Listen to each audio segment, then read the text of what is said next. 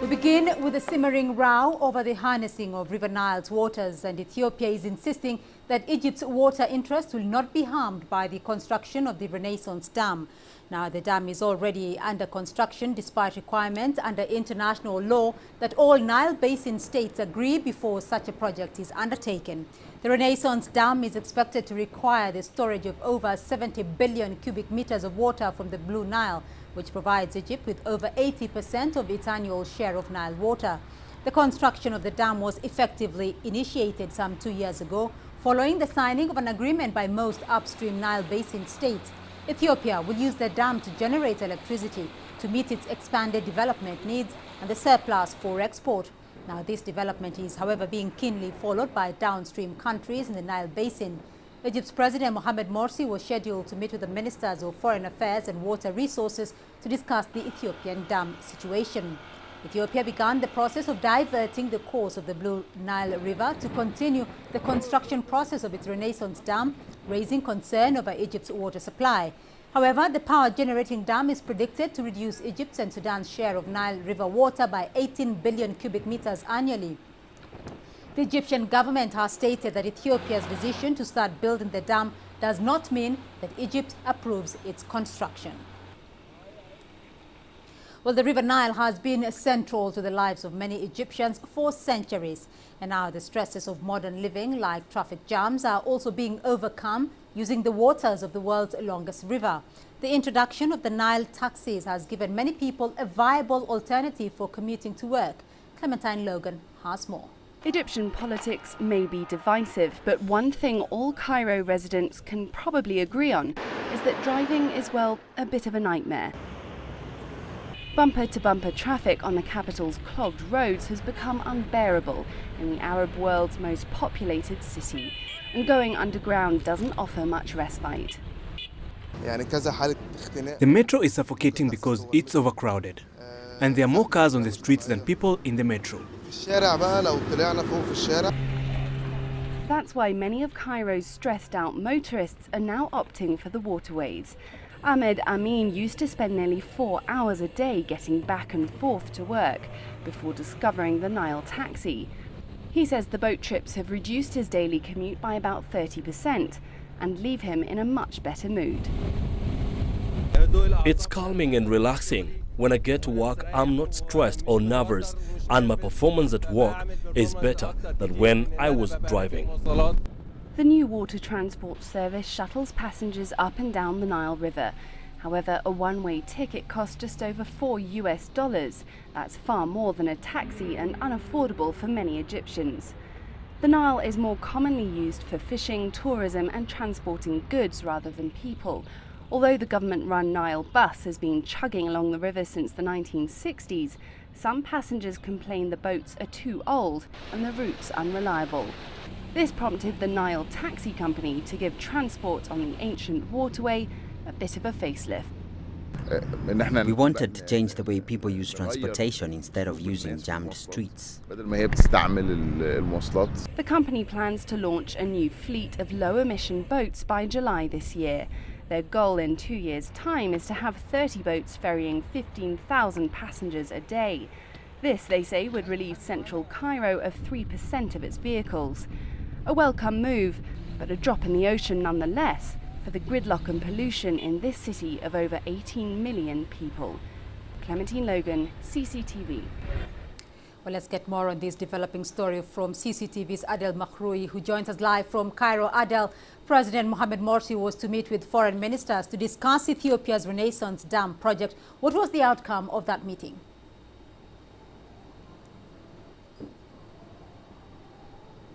Well, they have discussed the several issues concerning the Millennium Dam on the Blue Nile, or Ethiopia's huge dam, as you mentioned. Egypt is officially stating its position after the official report comes out, the technical official report that gathers both Egypt, Sudan and Ethiopia all together. There's a team of technical experts on this issue. They should have announced their report today on Thursday, but there have been some reports of disagreements on the final report itself. According to the president's spokesman today, the report will be announced on Saturday. And after the report has been announced, both the Foreign Ministry, the Water Resources and Irrigation Ministry will study this report quite precisely and quite in depth, and then Egypt will announce its official report. But overall, so far, Egypt has not been astonished of Ethiopia's step to divert the path of the Nile itself, commencing the establishment of the dam. They say that they have been knowing exactly that this would happen, and it's a normal stage to build any dam or before building any dam. Well, Adel, Ethiopia has downplayed the negative impact of the dam project, but Egypt is still very apprehensive about that situation. What exactly are Egypt's concerns?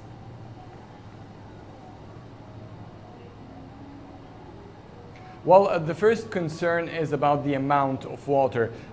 Egypt's 85% of the water Nile comes from the Blue Nile itself, which means that the Blue Nile is basically what is the water that we see in the Niles moving behind us. And also the Nile in general, Egypt's share is 55 billion cubic meters of water. And generally, Egypt has a deficit of 7 billion cubic meters, and already the country is recycling 22 billion cubic meters of its water to compensate for the shortage in water. So it is a rare opportunity. I mean, in a scarce level of water security, and therefore one trying to All right. Or All right, CCTV's Adel Mahroui joining us there live from Cairo. Well, meanwhile, Ethiopia appears determined to go on with the Renaissance Dam project.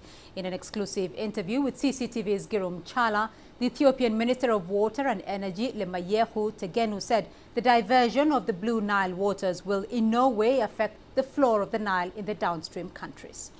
There are confusions at the moment that this diversion is going to affect the water supply. Never.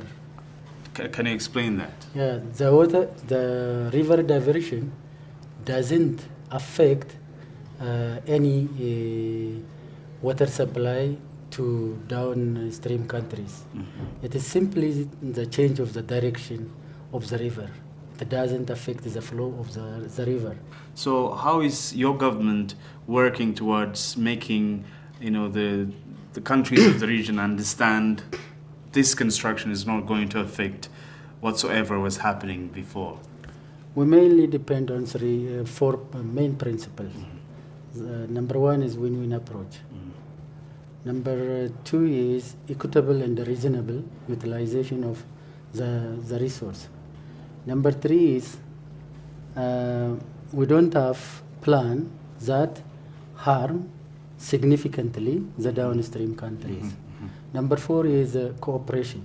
Mm-hmm. We want to cooperate with downstream countries. When we construct this dam, we have applied those four principles. Mm-hmm. Those four principles means it will not affect the downstream countries.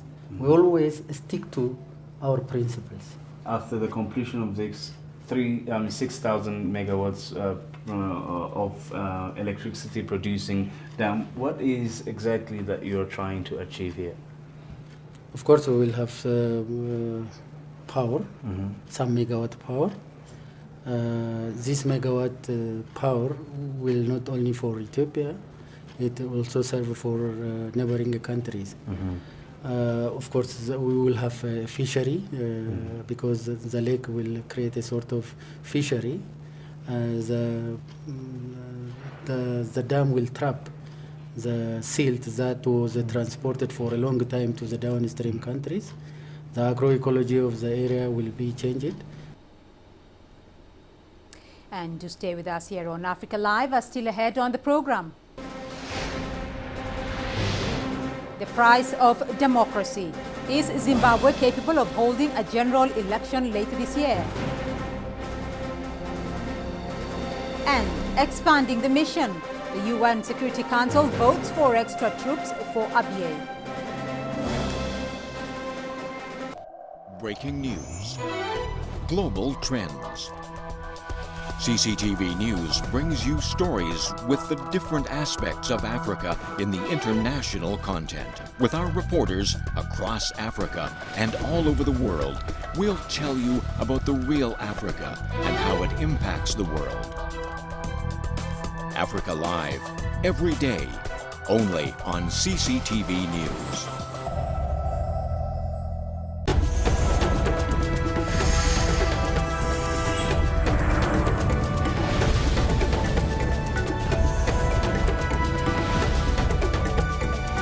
Watching Africa Live from Nairobi. Now, Zimbabwe's government remains hopeful that the regional economic bloc will finance its planned elections. President Robert Mugabe recently announced that the Southern African Development Community would hold a special summit on Zimbabwe to discuss the possibilities of funding the polls. The date for the SADC summit is yet to be announced. CCTV's Farai Mwakutuya tells us more. Given the key role the regional bloc has played in local political processes, the proposed summit is likely to tackle issues beyond just funding. Analysts say it is likely to assess the state of preparedness for the elections and evaluate whether political parties have adhered to the roadmap they agreed to. I think there are fundamental things that they had agreed to. One of them, which was very key, was the constitution-making process. Obviously, that has been concluded, and I think that SADC is quite happy with that progress. But there are other things that are attendant to that process, including, the gestation of this new constitution and the harmonization of the old laws and the new laws. And in particular, also, I think the issue of voter registration and voter education is going to be key. Zimbabwe has rejected funding from the UN due to unfavorable conditions, and other international donors, among them the EU, have not been forthcoming.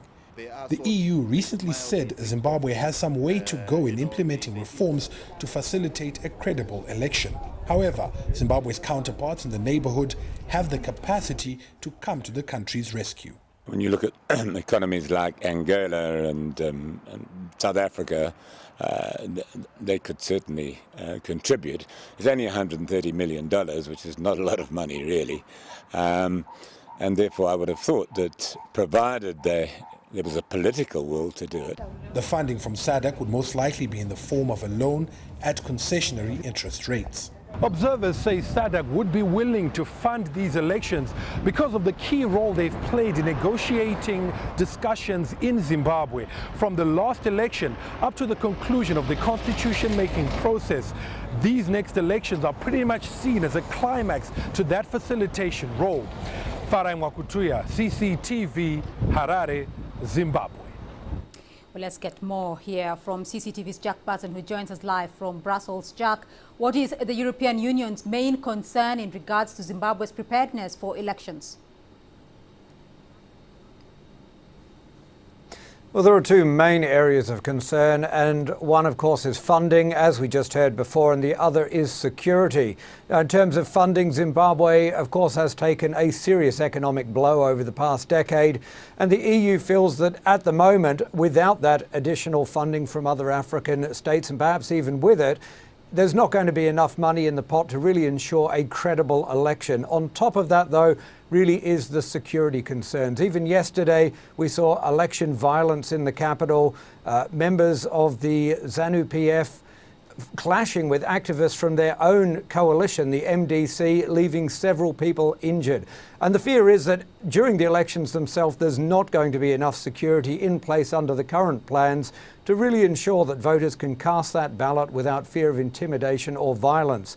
On top of that, fears about the neutrality of the army, or potentially the lack of neutrality of the army. And of course, there is also concern about the rejection by Zimbabwe of the United Nations' own election needs assessment for that country. All right, Jack, do the latest comments, though, from the European Union represent a setback, if you may call it that, to the recent improvement in diplomatic ties between the European Union and Zimbabwe? Well, it's important to note when Nicholas Westcott made those comments the other day, he was really saying these are the significant challenges that need to be overcome, or more work needs to be done to ensure that there is a credible election. He wasn't really saying there's not going to be a credible election. He was just pointing out a lot more really needs to be done. We have seen the relationship between the EU and Zimbabwe really thawing over the last year. You couldn't really say it's warmed up just yet, but it certainly has been thawing. Ever since the Constitution has agreed to, we've seen some major steps forward, including 81 individuals and organisations taken off the sanctions list. Even a few days ago, $17 million earmarked by the EU to help Zimbabwe's education sector. So that relationship continues to warm. No, these comments have probably not represented a dent or a setback in it. The real test for the ongoing health of this relationship that has been building again between Zimbabwe and the EU is going to be the elections themselves. All right, Jack Button joining us there from Brussels. Thank you for your update. Now, the United Nations Security Council has approved an extra 1,126 troops for a UN peacekeeping force in the Flashpoint region of Abyei. The oil-rich area is claimed by both Sudan and South Sudan. It continues to be a source of contention between the two states ever since South Sudan gained independence in 2011. Now, following a recent spate of violence, the African Union called on both countries to find a solution to the administration of Abyei. Clementine Logan has more. The 15-member United Nations Security Council extended the mandate of the UNISFA mission in the fertile oil-rich region of Abyei for a further 6 months. The move also saw the number of troops boosted by over 1,000. This follows a report by UN Secretary-General Ban Ki-moon requesting an increase in peacekeepers due to the continued presence of armed groups inside the safety militarized zone. What was described as a considerable security concern prompted a unanimous yes vote. The results of the voting is as follows. The draft resolution received 15 votes in favor. The draft resolution has been adopted unanimously as Resolution 2104 of 2013.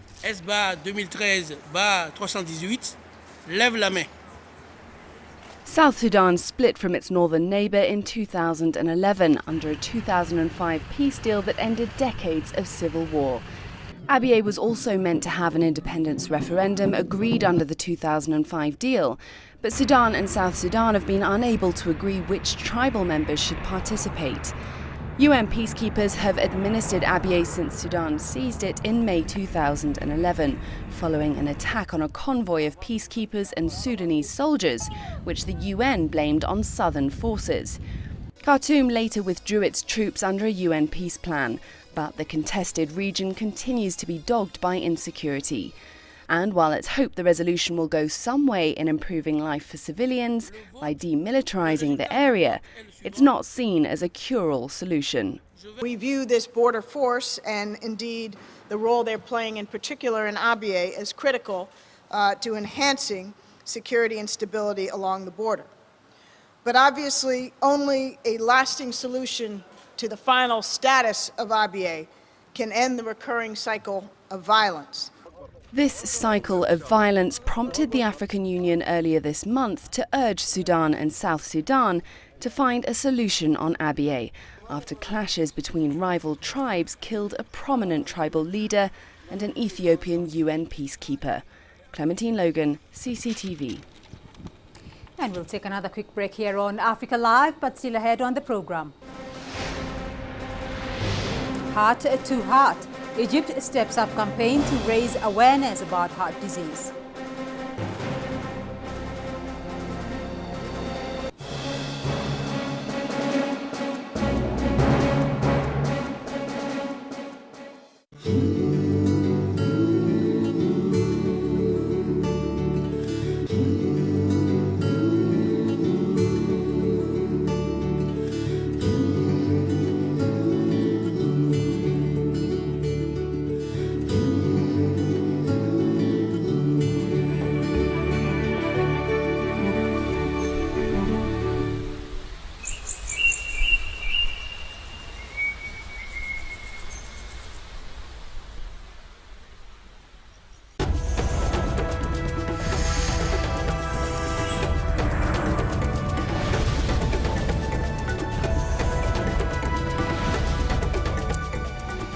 Uganda's President Yoweri Museveni has embarked on a two-day working visit to the Republic of South Korea.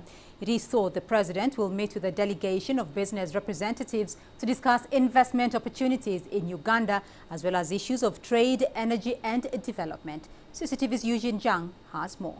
Right. President Museveni of Uganda is the first foreign head of state to be invited to Seoul by the South Korean President Park Geun-hye. And his visit will soon be followed by another president from the African continent, President Guebuza of Mozambique, who will be here just next week. Now, they're both set to hold summit talks with President Park Geun-hye to touch upon various interests, including enhancing trade and investment, cooperating on energy and resources, and development cooperation between South Korea and the African nations. Now, one major newspaper in South Korea called this back-to-back visit by the African leaders as a start of President Park's diplomacy drive towards Africa.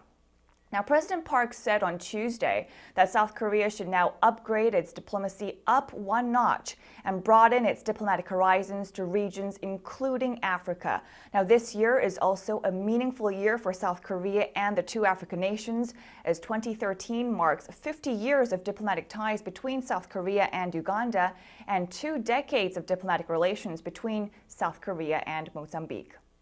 Now, President Museveni is known to be keen on benchmarking how South Korea pulled itself out of poverty in the 1960s and 1970s, especially through what is known as the Semaul Undong, which directly translates as the New Village Movement. Now, this was a nationwide campaign in South Korea in the 1970s to bring the country out of poverty, especially to narrow the developmental gap between the cities and the countryside.